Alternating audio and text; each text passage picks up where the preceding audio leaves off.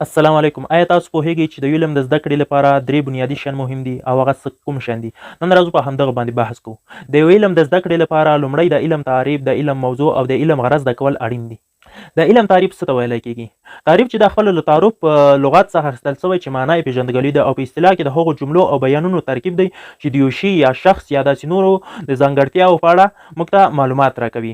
او تعریف موږ د دې لپاره زده کوو چې مجهول مطلق کې واقع نه سو او د شرمندګي څخه بچ شو. شرمندګي څخه څنګه بچ سو؟ مثلا یو نفر مسافر د کور ته راځي او د ده زوی ورته وایي چې زما بایسکل ورک ده، خو اصلا کېدای د بایسکل په اړه دغه پلار معلومات نه اخلي او ځي بازار کې د بایسکل ګوري. نو آیا کېدلی سي چې دا بایسکل پیدا کړي؟ نو نشي کېدلی چې دا بایسکل څنګه کې پیدا کړي. نو دا په څه کې واقع شوی ده؟ په مجهول مطلق کې واقع ده. او دوهم د علم موضوع باید زده کړل شي. د علم موضوع په زده کړې زده کولو سره موږ کولی شو چې علمونه یو له بل څخه څنګه کو توپیر کو. هر علم د موضوع په اساس څنګه ده یو له بل څخه جدا کیږي.